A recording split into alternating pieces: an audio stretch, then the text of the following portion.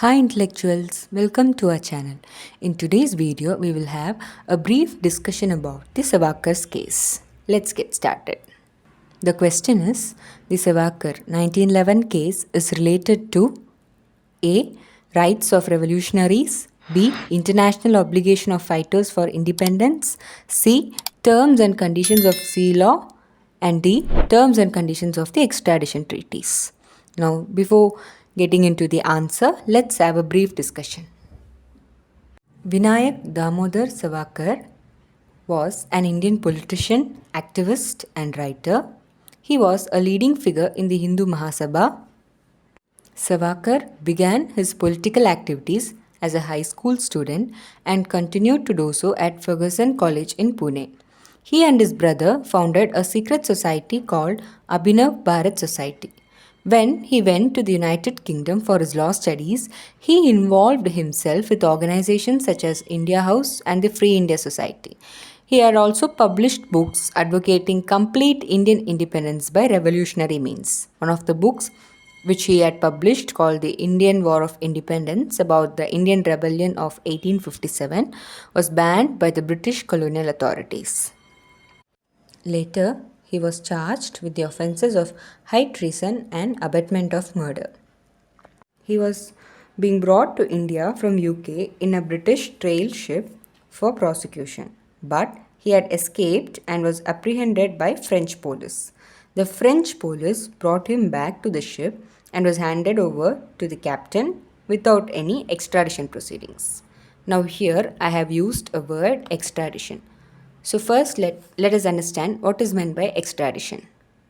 We all would have heard about the saying asylum ends when extradition begins. So we all know that it is a social need to punish a person who had fled for another country or a state after committing a crime. So the state in which the criminal is taking shelter has to hand over him or extradite him to the state in which he had committed the crime. So to put in simple words, extradition is the delivery of an accused or a convicted individual to the state in whose territory he is alleged to have committed or have been convicted of a crime by the state in which he is taking shelter. So it denotes the process whereby under a treaty usually one state surrenders to any other state at its request a person accused or convicted of a criminal offence committed against the laws of the requesting state. There are certain definitions too. So let us see what Oppenheim had said about extradition. So according to Oppenheim, extradition is the delivery of an accused or a convicted individual to the state on whose territory he is alleged to have committed or to have been convicted of a crime by the state on whose territory the alleged criminal happens for the time to be. In international law, extradition is mostly a matter of bilateral treaty. In principle, each state considers it a right to give asylum to a foreign national. That is, asylum means a person, we can say a person is in asylum if he commits a crime and runs or fleds away to another country to take shelter. There is no universal rule of customary international law that imposes the duty of extradition. It usually depends on the provisions of extradition treaties. So whether a person may or may not be extradited depends upon the laws and practice of the state. For example, there are certain states which do not surrender their own nationals whereas others do.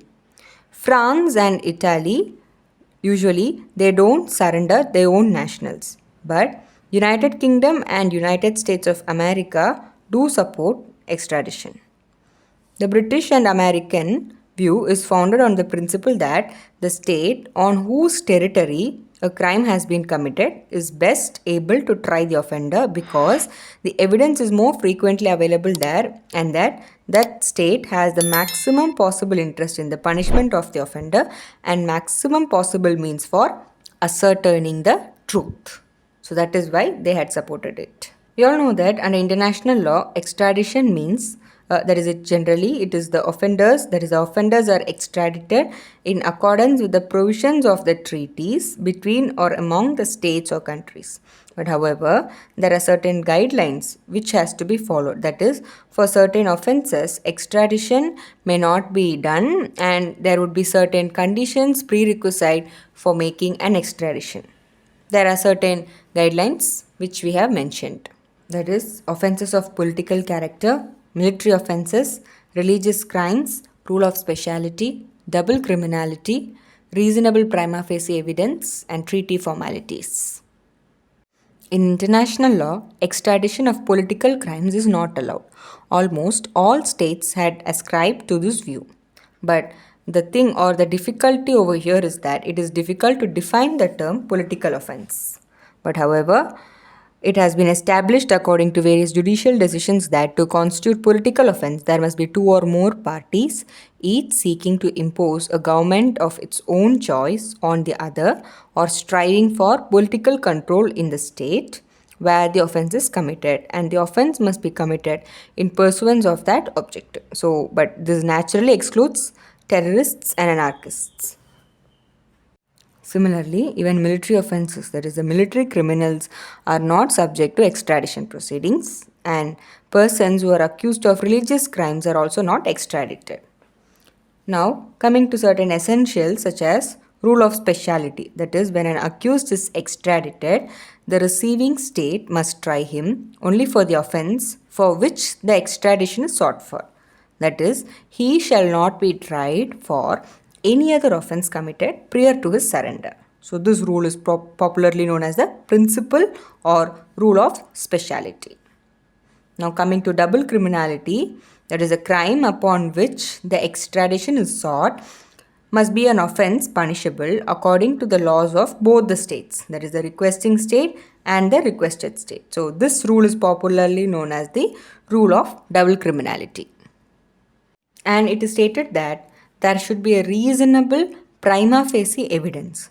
So, to seek or invoke extradition, there must be a reasonable prima facie evidence of the guilt of the accused for the crime for which the extradition is requested.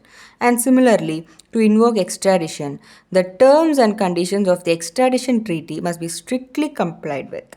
The recent issue pertaining to the Julian Assange's extradition can also be mentioned. Now let's get back to our case, that is Savarkar's case. You would have understood what is meant by extradition. In the instant case, the French government demanded the return of Savarkar and required a formal demand to be made for his extradition. The French government contended that the delivery of Savarkar to the British officials is contrary to international law, but the British government declined to surrender Savarkar. The Permanent Court of Arbitration, in this case, held that international law does not impose any obligation upon the state whereby on the above ground the criminal may be returned. When once a person is extradited, even by mistake or in an irregular way, the receiving state is not bound under international law to return him. However, this decision was also subject to certain criticisms. In India, we have the Extradition Act 1962, in which Chapter 3 lays down the provisions relating to the return of fugitive criminals from Commonwealth countries. That is to say that treaty alone is not the basis for extradition. So now let's get back to the question. So with the above discussion, it would have been clear that the correct answer would be option D, that is, Savarkar's case is related to the terms and conditions of the extradition treaties. So from today's discussion, I hope you all would have become clear regarding the basics of extradition. Do follow the Courtroom Intellectuals for more updates. Thank you.